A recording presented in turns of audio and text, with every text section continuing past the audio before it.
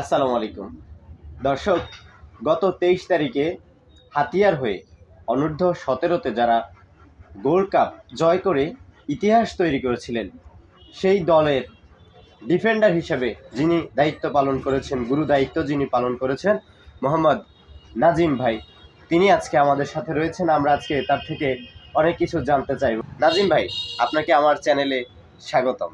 জি ভাই, আপনাকে অসংখ্য ধন্যবাদ আমাকে এখানে ডাকার জন্য। ধন্যবাদ।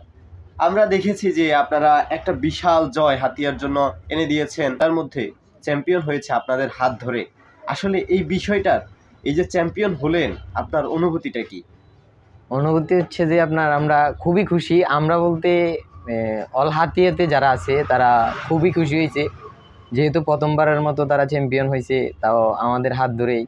এখানে অনেক আমাদেরকে সাপোর্ট দেওয়ার জন্য ওখানে অনেকেই ছিল, তবে সাপোর্ট হচ্ছে যে কীরকম, আমরা তো ওখানে খেলতে গিয়েছি, ওটা হচ্ছে আমাদের থেকে একটু আলাদা একটা নদীর পথ আছে। তো ওখানে তো আমরা স্বাভাবিকভাবে সাপোর্ট না পাওয়ারই কথা। ওইখানে আমাদের অনেক বড় ভাইরা ছিল, ওনারা আমাদের পাশে ছিল, যার কারণে আমাদের একটু আত্মবিশ্বাস আসছিল এবং আমরা ওনাদের দেখে একটু সাহসিত হয়েছি যে আমরা মাঠে খেলবো। আর উপরে তো আমাদের বড় ভাইরা আছে, ওনারা আমাদেরকে সাহস দিছিল। তো আমরা গেলাম। আমরা তো যাওয়ার পরে প্রথম ম্যাচ খেলছি। প্রথম ম্যাচ খেলার পরে আমাদের কনফিডেন্স ছিল যে আমরা প্রথম ম্যাচ জয় হব। বাকি ম্যাচগুলোতে আমাদের অতটা কনফিডেন্স ছিল না আমরা যে জিততে আসবো বা এরকমটা ভালো খেলবো। তবে প্রথম ম্যাচ খেললাম, খেলার পরে সুন্দর করে আমরা ম্যাচ শেষ করলাম 2-0 গোলে আমরা জয়লাভ করছি। তো দ্বিতীয় ম্যাচ হবে পরবর্তীতে, তাও হচ্ছে যে ওখানে স্থানীয় সদরের লগে।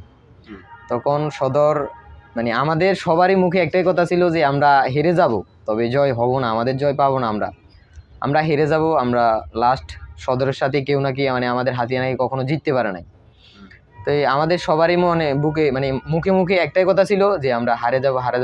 আমাদের তো কোনো কনফিডেন্সই নেই ওই ম্যাচ জিতার।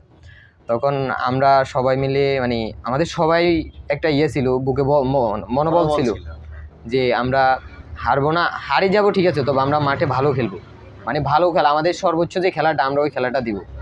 তখন আমরা গেলাম সদরের সাথে, অনেক তারা আমাদের চাইতে দ্বিগুণ ভালো খেলছে। শুধুমাত্র অল মাঠে তারা যে ভালোটা খেলছে, আমাদের যে দেওয়াল ছিল 4 জনের, ওই দেওয়ালের কাছে এসে তারা হার মেনে গেছে। সদরের সাথে জয় হওয়ার পরে আমাদের অল হাতিয়াবাসী এবং ফেনীতে, নোয়াখালীতে যত মানুষ ছিল, তাদের যেই খুশিটা দেখলাম মুখে, আমার মনে হয় না আমরা ফাইনাল জেতার পরও তাদের মধ্যে এরকম খুশিটা ছিল। এরপরে আমরা ফাইনাল উঠছি, ওঠার পরে আমাদের তো ওরকম আশাই ছিল না যে আমরা ফাইনাল অবধি পৌঁছাবো। সদরকে হারার পরে সবাই তো খুশি, এটা ধরে রাখতে পারতেছি না। অনেক মনে সাহস জাগিয়ে গেছে যে এবার আমরা ফাইনালও জিতবো। যাকে এবার সুবর্ণ স্যাররা সেমভাবে আসছে, ওরা আবার এখানে কিন্তু একটা আছে, আমরা তো খেলি আপনার ছোটোখাটো ম্যাচ, যেমন হাই স্কুল মাঠে হয়, উঁচকালি হয়, বা আমাদের অতটা প্র্যাকটিস করাও হয় না, স্টেডিয়াম নাই বা মাঠে কোনো প্র্যাকটিস করা হয় না। হয়তো বা খেলা একটা ধরছে, ধরার পরে আমরা একদিন আগে একটু মাঠে নামলাম আর একটু বল নিয়ে দুষ্টামি করলাম, এটাই। কিন্তু ওখানে আমরা যাদের বিপক্ষে খেলছি, তারা তো আপনার এক একটা ভালো ভালো ক্লাবে খেলে, তারা প্রত্যেক দিন প্র্যাকটিস করার সময় পায় এবং ওনাদের ভালো কোচ আছে বা ভালো একটা সাপোর্ট দেওয়ার মতো লোক ছিল। আমাদের ওরকম ছিল না, আমরা নিজেরা।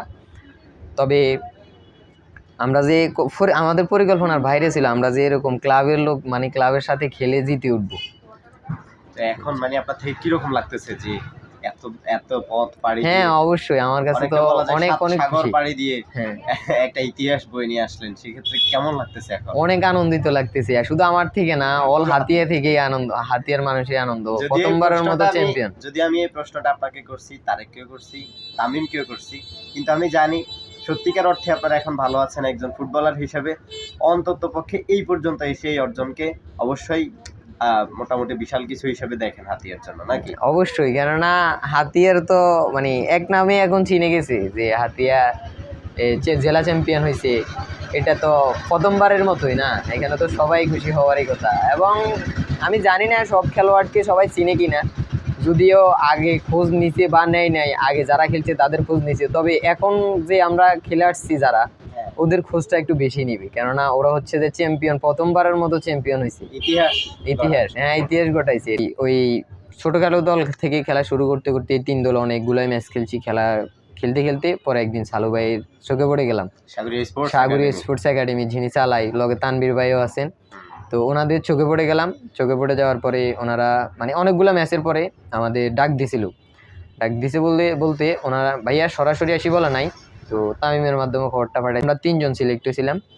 3 জনের মধ্যে হচ্ছে আমি, কাইফ, তারপর হচ্ছে সুমন, সরি আরও কয়েকজন আছে এগুলোর মধ্যে। তবে বিশেষ করে আমাদের এই 3 জনের মধ্যে প্রাধান্য বেশি ছিল বেশি।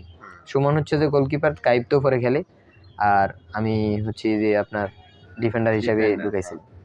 তো এই ঢুকানোর পরে খেলতে খেলতে এক পর্যায়ে এতটুকু